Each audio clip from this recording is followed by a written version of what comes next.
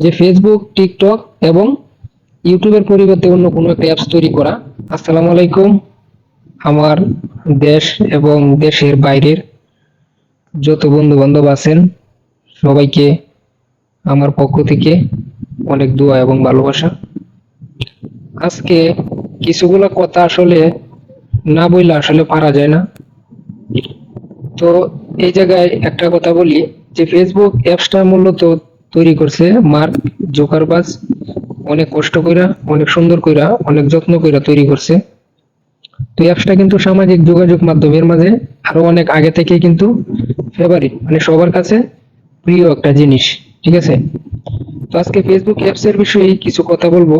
যে আসলে আমি মূলত কোনো দল করি না, কোনো রাজনৈতিক দলের সাথে জড়িত না, কিন্তু আজকে এই যে কোটা আন্দোলনকে ঘিরে, ঠিক আছে, যেগুলা কিছুগুলা সংবাদপত্র এবং খবরের মাধ্যমে যেগুলা আসলে দেখতাছি, এগুলোর উপর ভিত্তি করে আমার কিছু কথা, আসলে যেগুলা কথা বাংলাদেশের একজন নাগরিক হিসেবে যেগুলা কথা আসলে না বললেই নয়। তো এই জায়গায় একটা বিষয় আছে, যে একটা কথাই আছে না, যে হাতির লেদা দেখে আমি করবো সে যদি কোথাইতে থাকি, তাইলে কিন্তু হাতির মতো লেদা দেওয়া আমার পক্ষে সম্ভব না।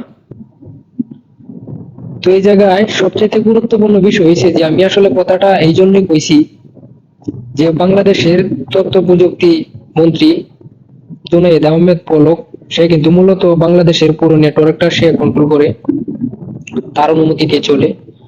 তো তার একটা নিউজে আমি দেখলাম, আমার কাছে, আমি স্ক্রিনশট দিয়ে অবশ্য রাখছি, মানে তার একটা নিউজের মাধ্যমে বলা হয়েছে যে ফেসবুক, ইউটিউব, টিকটক এগুলো আসলে ব্যবহার করাটা বাংলাদেশে এখন কিন্তু মানে বন্ধ দিছে, যেহেতু 4G নেটওয়ার্ক, 4G সেবা চালু নাই, যে কারণে এগুলো এখন বাংলাদেশে চালানো বন্ধ। তো এই প্রসঙ্গে তিনি আর একটা কথা বলছেন, যে বাংলাদেশে ফেসবুক, ইউটিউব, টিকটক তাদের কাছে নোটিশও পাঠাইছে যে তাদের সাথে খুব জরুরি আলোচনায় বসবে। তো ভালো কথা, আলোচনায় বসবে। তো লাস্টে সে আরেকটা কথা বলছে যে আমরা ফেসবুক, টিকটক এবং ইউটিউবের পরিবর্তে মানে চেষ্টা করতেছি, মানে আরো আহ্বান জানাইছে অন্য জনগণকে, যে যদি কেউ বাংলাদেশে কোনো নাগরিক থাকেন, যে ফেসবুক, টিকটক এবং ইউটিউবের পরিবর্তে অন্য কোনো একটা অ্যাপস তৈরি করা, যে অ্যাপসের মাধ্যমে সকল বাংলাদেশের নাগরিক যোগাযোগ করতে পারে। ঠিক আছে? এরকম একটা কথা সে বলছে। তো এই জায়গায় আমি বাংলাদেশের একজন নাগরিক হিসেবে এই এতটুকু কথাই বলতে চাই, যে আসলে আপনারা স্বপ্ন দেখেন, সমস্যা নাই, কিন্তু যে বিষয়টা নিয়ে স্বপ্নটা দেখতেছেন এটা আসলে কোনোদিনই সম্ভব না। কারণ ফেসবুক কোম্পানি যদি ইচ্ছা করে, তাহলে আমাদের যে বাংলাদেশ 100 বার কিনা সম্ভব। ঠিক আছে? তাদের 1 মাসের ইনকাম দিয়া আমরা আর বাংলাদেশটা 100 বার কিনতে পারবে ফেসবুক যদি ইচ্ছা করে। ঠিক আছে? তো বাংলাদেশে আসলে আপনারা বাংলাদেশে থেকে কিছুগুলো ডিসিশন নেন, আসলে খুবই মানে বড় ডিসিশন গুলো নিয়ে ফেলেন, আসলে এগুলা ঠিক না।